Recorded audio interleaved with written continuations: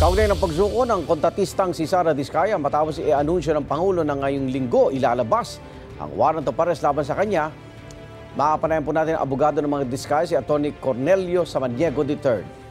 Magandang umaga po. Magandang umaga, Sir Regan, mabuhay ka. Sabi niyo po, voluntary surrender ang pinakamainam na gawin ng inyong kliyenteng si Sara Diskaya. Parte ba ito ng hakbang para siya po'y makonsider pa rin na state witness dito sa mga issue ng flood control?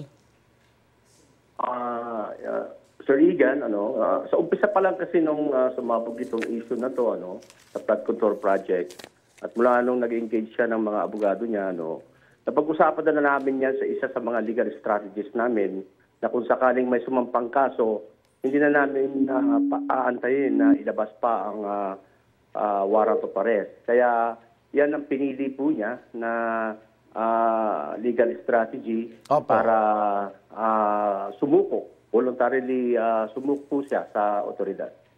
Ano ho nasa likod nito? Kasi in-announce pa lang po ng Pangulo na baka ilabas ang warrant of arrest, pero voluntary na siya nagpunta sa NBI. Karapatan po niya yan na Okay. isabit niya ang sarili niya sa otoridad po kahit wala pang warrant of arrest. Kasi alam naman na ho namin na merong ifinail na kaso po sa Digos City po. Opo. May banta ho ba sa buhay ni Sara Diskaya kaya din siya sumuko? May mga nare-receive siyang hindi magagandang mga text messages. Kung minsan maraming tawag na hindi kilala. So, hindi naman niya masyadong kinonsider yan, Sir Egan, sir. Opo. Ito, yung iba mga tanong, baka isipin ng iba, admission of guilt, yung kusang pagsuko ni Sara Diskaya sa NBI kahapon. Paliwanag niyo po yung mga legal na mga prosesong yan. Hindi naman po admission of guilt, sir, kasi korte lang po ang magtatakda talaga ng guilt ng isang akusado o respondent sa isang kaso po. Okay? Opo.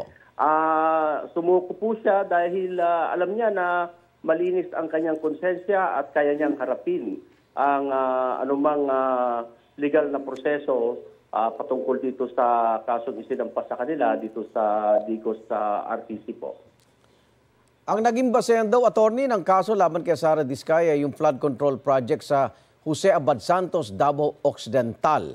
Dahil nag-inspeksyon ng DPWH noong September, wala raw nakatayong flood control doon. Ano pong depensa ng inyong kliyente?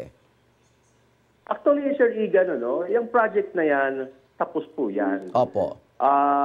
Actually, nakuha yan ng St. Timothy noong year 2022 pa. Opo. Okay? Nagkaroon po ng construction agad. Ang problema po, nagkaroon ng mga, during the interregnum, nagkaroon po ng mga pagbaharin doon sa mga lugar na yon. Opo. Nasira, ni-repair, nasalanta na naman ng bagyo, nasira, ni-repair ulit. Tama naman po na nung nagpunta sila, sira po ang flood control project doon sa Digos City po. Opo. Kung makikita niyo naman po sa video, sa inspection ni Secretary Vince, may mga nakatayo po doon. Kaya lang, kung makikita mo po na was out po, puro mga bato. Ngayon po, nung last month, nakumpleto na po yan, sir. Opo. Nakumpleto na po yan base po sa mga dokumentong ibinigay ng mga public respondents coming from DPWH Davao Occidental. Tapos po yan, nakatayo na po at may mga nagsisirculate nga pong mga video dyan na talagang napakaganda ng project. Napakaganda ng project po. So hindi siya ghost project o substandard, Attorney Samaniego? Hindi po, sir.